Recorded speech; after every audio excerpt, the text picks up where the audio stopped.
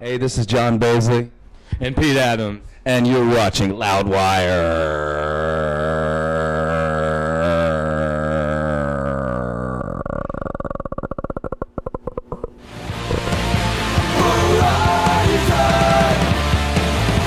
Hey everyone, this is Muhammad from Loudwire, and I'm sitting here with half of Baroness, who are on tour with Meshuggah right now and Decapitated. It's really interesting that you guys are on this tour because it brings a really nice mixture to the whole show. How have the fans been reacting? Fans have been awesome so far. I mean, there's definitely fans have been good. Actually, there's been a pretty good reception, throughout the U.S. and the Canadian dates we've done, and I think, I'd like to think that we turned a few heads that otherwise didn't, know anything about us. Awesome, yeah. And this is your first tour with your new bassist Matt, is that right? Yes. Yes. How's that been going? How did you? No pressure. How did you? Actually sitting across the room. It's been awful. No. It's been terrifying. How did you guys hook up? We've known Matt for 10 years. He's from Savannah, where the band originally started.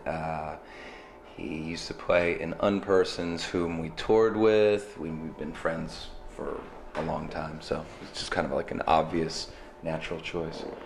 Awesome. Well, you guys just released a new track from the Yellow and Green album. It's Take My Bones Away. Mm-hmm. And is that any indication of what the rest of the album is going to sound like? No.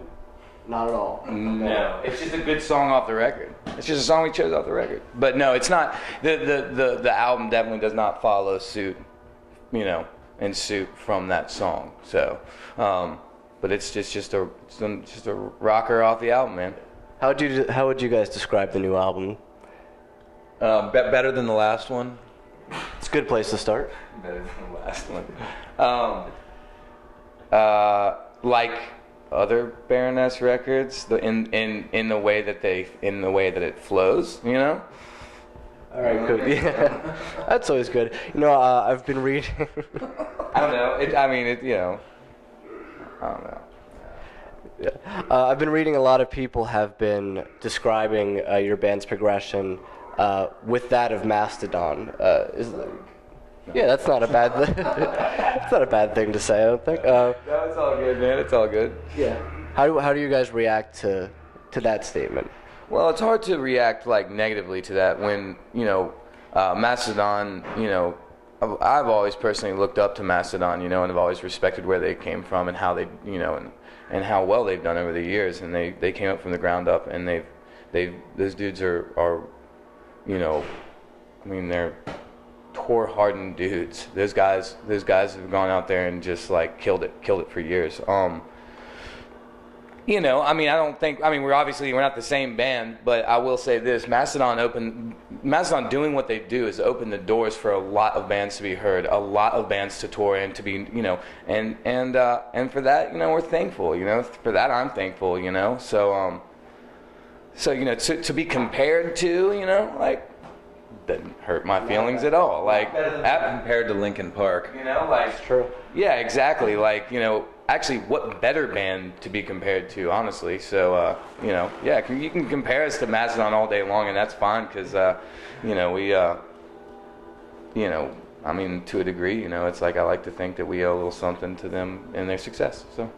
Very cool. So you guys have the same producer from the last record coming on to this one, and it's really interesting just the amount of different stuff that he's done when it comes to production. He's produced R. Kelly records, and then just music for On Halloween that people hear coming out of houses and stuff. Yeah, he's known. That's stuff. Those are jobs that he's done. Those are jobs that he's done. Right. Just like anybody's got a job, but he's known for one, more or less, his approach with a much. He's known for a certain approach, is I guess what I'm trying to say, and that approach is appealing to us. And furthermore, he's a good friend of ours at this point, and knows the band really well, knows the music really well.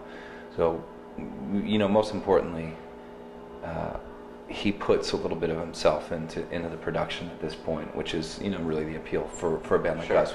We like to keep things pretty tight, and it's good to it's good for us to work with people who have something personal at stake with what we're doing.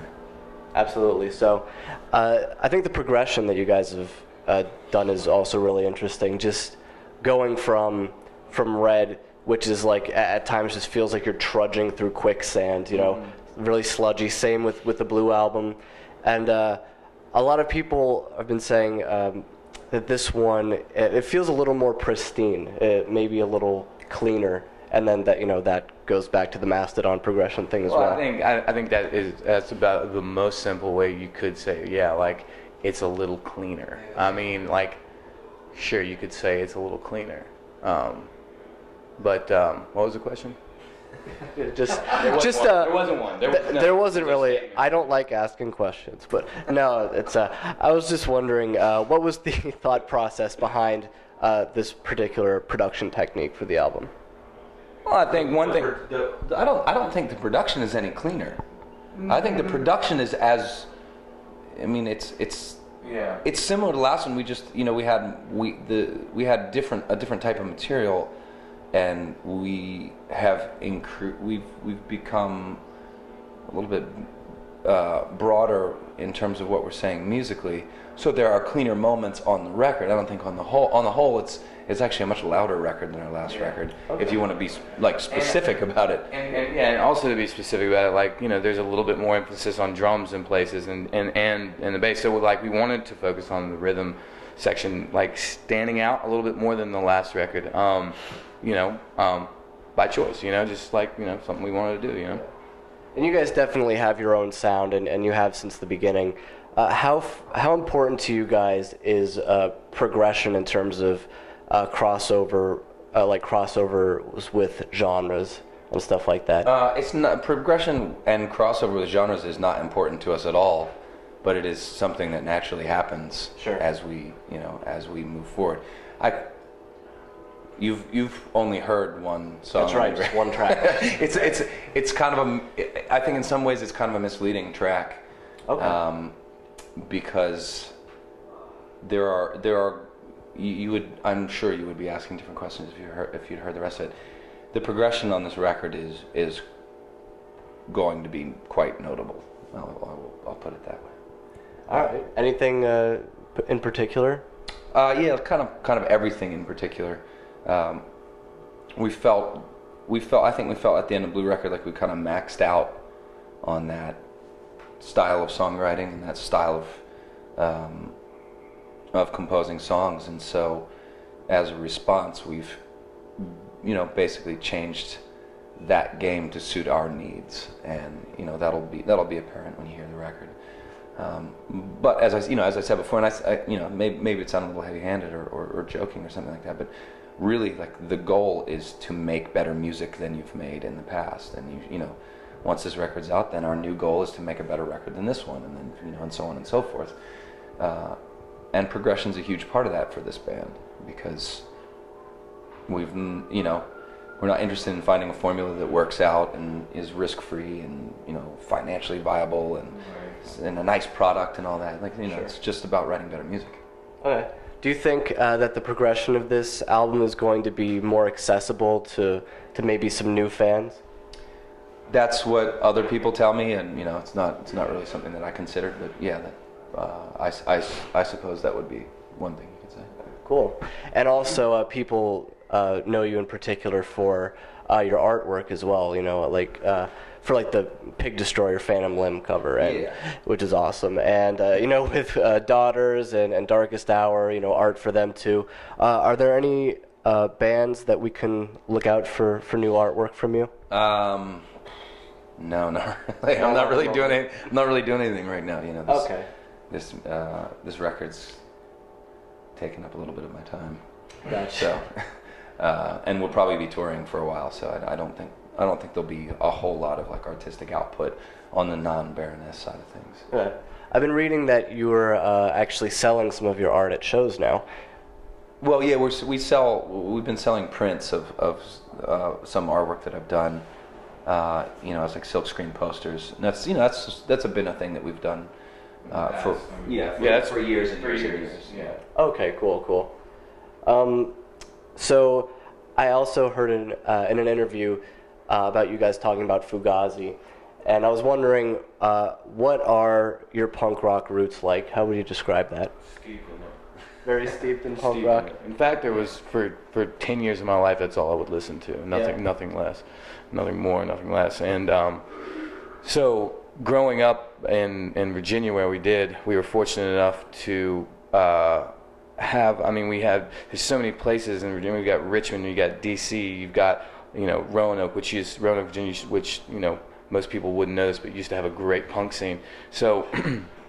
And we caught the tail end of a lot of this stuff, and like, you know, and it was the most influential stuff, and you know, we were, you know, it fit at such a young age, and it was just the shoe that fit, and so we got to see Fugazi a lot, you know, which was awesome, and those guys never charged more than $5, and they played free shows, and so we're very fortunate to see them more than, you know, 2 or 3 or 4 times.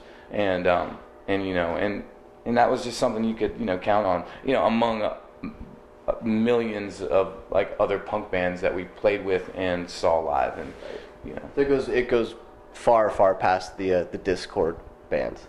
Absolutely, 10 times farther. Yeah, I mean, like, you know, it's like I said, just steeped in it. And it's like I look back on it all, and it's what really punk rock is what gave me the like passion and drive for music that I have today.